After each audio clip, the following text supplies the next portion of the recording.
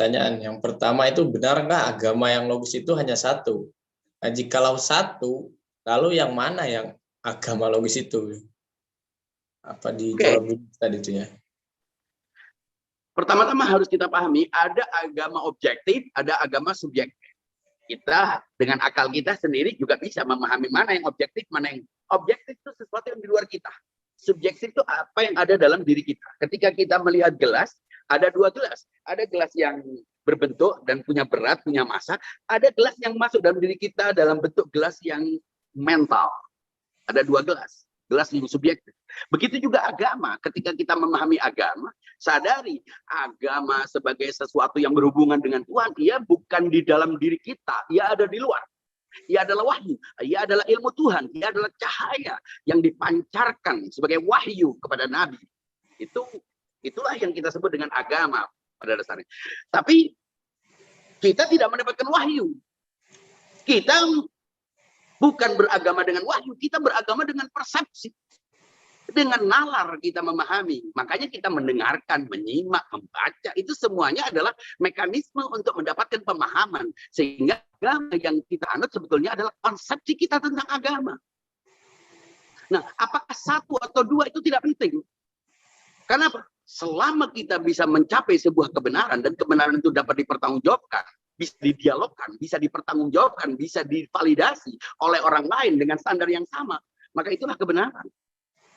Berbeda dengan agama ketika menjadi persepsi, kemudian karena dia meyakini persepsinya benar, lalu dia membentuk pemahaman dan menganggap persepsinya itu sebagai kebenaran wahyu itu sendiri. Nah, disinilah akhirnya mulai muncul klaim kebenaran yang seakan-akan orang lain tidak punya hak untuk mempersepsi dan menginterpretasi agama.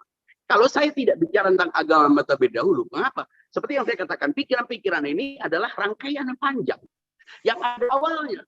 Dan tidak otomatis orang langsung percaya agama. Karena itu kalau ada orang yang mengatakan bahwa baik dan buruk ditentukan oleh agama, semuanya ditentukan oleh agama. Kita tanya, ketika Anda memilih agama dengan standar apa?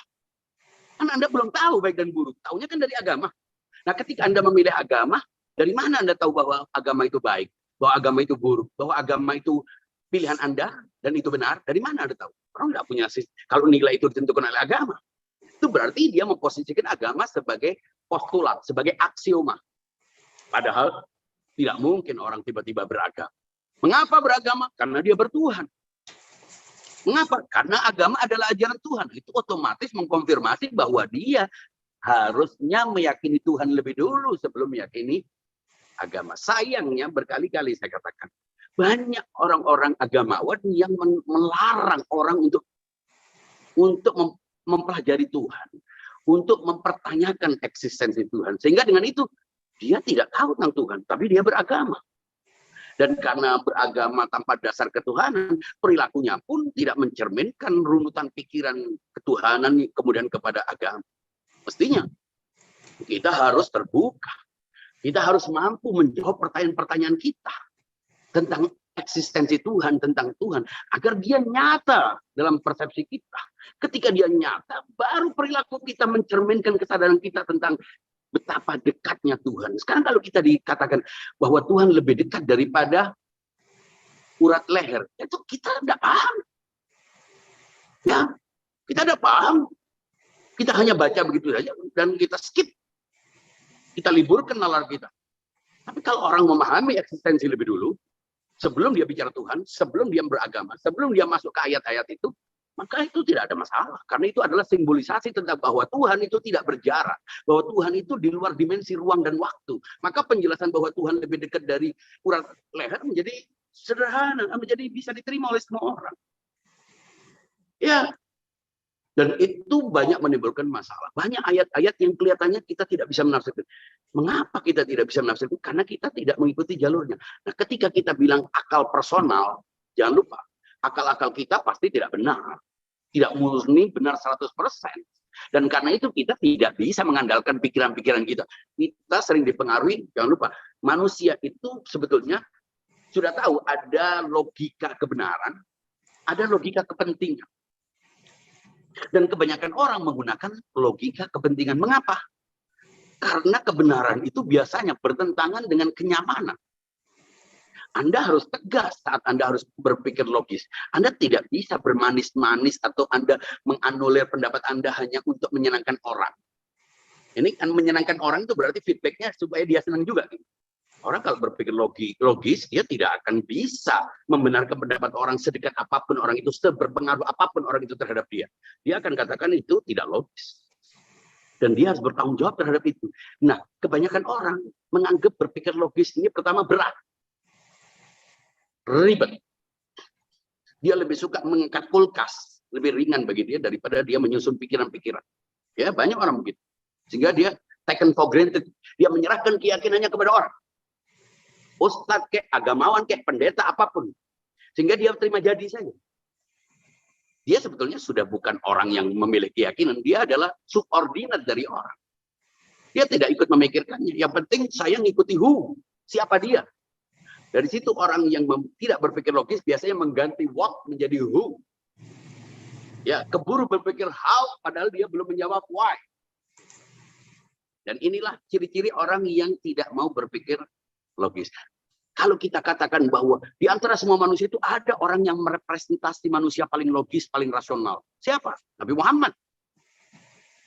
Nabi Muhammad kenapa kita ikuti? Karena dia adalah manusia paripurna. Kalau kita bilang manusia paripurna itu artinya yang paling logis, paling bernalar.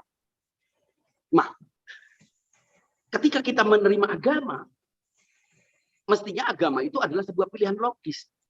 Ketika sudah sampai kepada agama, ajaran agama tidak lagi dipahami dengan logika. Contohnya begini. Saya untuk tahu seorang dokter, saya sakit, saya mau berobat. Dan karena mau berobat, saya harus cari orang yang bisa mengobati saya. Tidak mungkin ke sembarang orang. Akal menyuruh saya untuk mencari orang yang punya kemampuan untuk mengobati saya. Dan saya menemukan banyak kandidat orang yang bisa mengobati saya. Dari antara semua orang itu saya melihat kriteria-kriteria. Saya tidak sibuk dulu dengan orangnya. Nah, kriteria-kriteria ini apa? Itu harus logis. Jadi akal menyuruh kita untuk mencari, untuk patuh kepada asas kompetensi. Di antara semua dokter-dokter itu anggaplah semuanya sudah kompeten. Kita sisihkan yang tidak kompeten, yang bukan dokter. Nah, di antara dokter-dokter ini pun akal sehat menyuruh kita untuk mencari yang unggul. Apapun, misalnya jam terbangnya, pengalamannya, atau apapun. Supaya kita bisa memilih dari antara semua yang banyak ini. Kalau enggak kan bingung kita. Nah, ketika kita sudah meyakini ada yang unggul di antara orang-orang yang kompeten untuk mengobati, muncullah trust. Nah, trust ini membentuk sebuah kepatuhan. Sehingga karena kita trust, maka otomatis kita harus menyerahkan. Nah, saat kita sudah datang ke dokter, kemudian dokter itu memberikan resep, kita tidak menggunakan logika lagi. Mengapa? Ketika sampai kepada kesimpulan bahwa dia dokter yang kompeten, yang unggul, resep apapun yang diberikan, kita tidak lagi mempertanyakan benar atau salah. Kenapa? Itu produk dari penelusuran rasional dia. Nah, kita boleh ketika beragama tidak menggunakan akal lagi. Tapi jangan lupa, bangun agamanya, membangun dasar-dasar agamanya harus dengan logika. Ketika dia sudah masuk ke dalam agamanya, dan dia memastikan itu sebagai seperti dokter yang kompeten itu, dia tidak lagi mempertanyakan. Maka dari itu, dia polemik-polemik tentang ajaran agama, klaim-klaim, saling menjatuhkan, itu menurut saya tidak relevan. Buat apa Anda membicarakan ajaran agama? Itu kan buah dari keyakinan Anda tentang sebuah dasar-dasar yang membuat Anda percaya kepada sebuah agama itu. Jadi kalau mau dialog antar agama, pertanyakan dasar agamanya, bukan ajaran agamanya. Karena ajaran antar agama relatif tidak banyak berbeda. Nah, apakah kita sudah membangun dasar berlogika, dasar beragama dengan logika atau tidak? Kalau memang agama itu adalah pilihan, dan pilihan itu berarti produk dari penalaran, keyakinan saya terhadap sebuah agama, terhadap sebuah mazhab, mestinya adalah pilihan rasional saya. Dan karena pilihan rasional saya bukan ajarannya, saya tidak, ketika saya menganut sebuah mazhab, saya tidak harus tahu dalil-dalil ajaran mazhab atau agama yang saya anut. Nggak penting. Tapi saya tahu dasar logis mengapa saya memilih mazhab itu. Mengapa saya memilih agama itu. Dan saya tidak sibuk dengan harus mempelajari setiap ajarannya, harus tahu dalilnya. Bayangin kalau saya harus tahu dalil-dalil salat. Itu sama dengan pasien yang harus tahu detail resep dokter. Dia belum sempat merasakan resepnya, mati dulu. Saya belum tahu detail-detail, dalil-dalil tentang ragam elemen yang ada dalam sholat, belum melakukan sholat, baru mendapatkan dalilnya, sudah habis waktu saya. Itu artinya apa? Berpikirlah deduktif dalam hal-hal yang bersifat abstrak. Sayangnya, orang tidak mau berpikir begitu. Mengapa? Karena terkurung dalam ruang. Terkurung dalam ruang berdimensi. Dan karena itu ia menganggap, ya agama tidak bisa dikenal dengan akal. Dan karena tidak bisa dengan akal, ia tolak. Atau sebaliknya, karena tidak bisa dengan akal, dia menolak semua argumen-argumen rasional tentang agama tentang Tuhan. Jadi ada dua polar ekstrem yang terjadi di tengah masyarakat. Apakah kita akan mengikuti dua-duanya? Kita harus punya kesadaran bahwa agama didatangkan untuk manusia, karena justru karena manusia berakal. Andaikan agama itu datang bukan untuk yang berakal, mestinya untuk binatang, bukan untuk kita. Lantas, Ustadz, bagaimana ketika seseorang ingin merekonstruksi bangunan pengetahuan dia tentang agama, terus supaya terlepas dari seperti yang Ustadz katakan tadi, keterlanjuran beragama. Tapi seseorang itu tidak mempunyai kapasitas dalam kemampuan logikanya, tidak bisa menyusun konsep-konsep logikanya.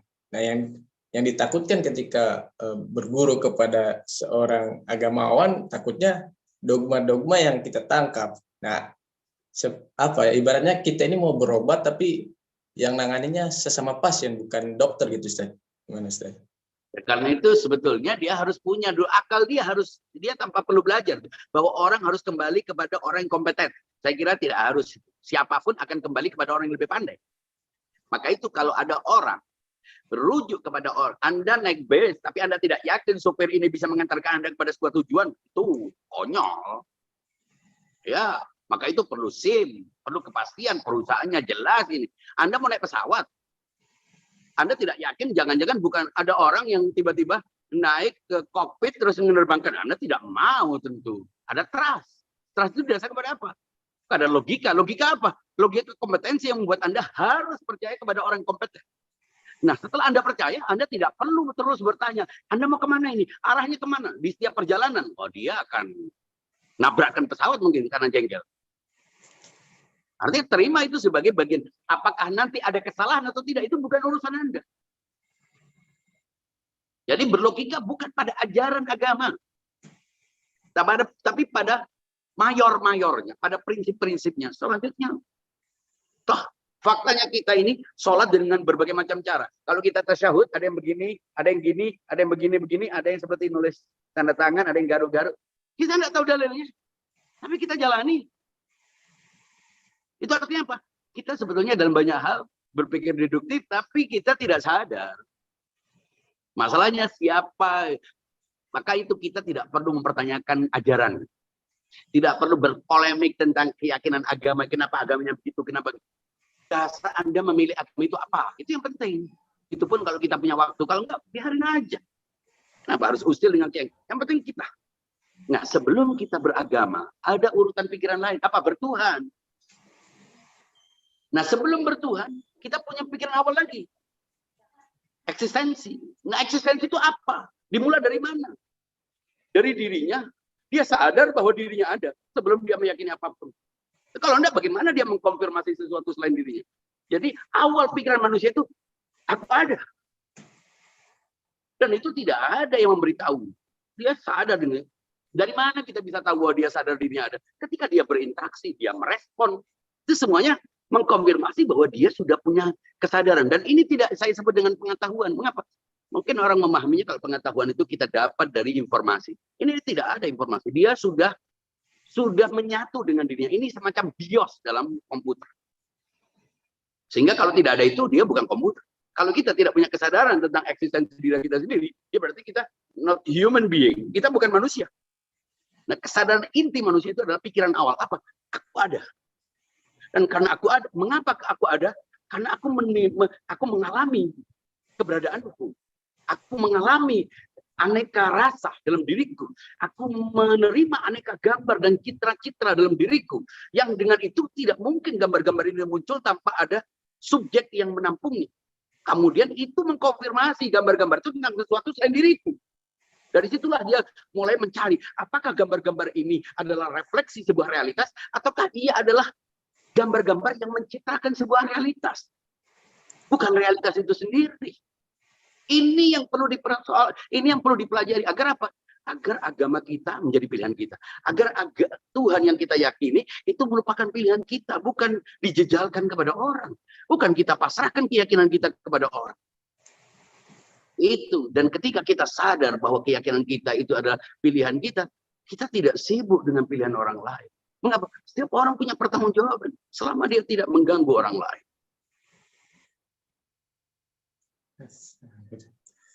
Iya, benar-benar juga. Selama ini konfliknya keluar terus. Kita nggak mempertanyakan ke dalam diri kita. Kita mempertanyakan yang di luar terus. Pengetahuan kita gimana dasar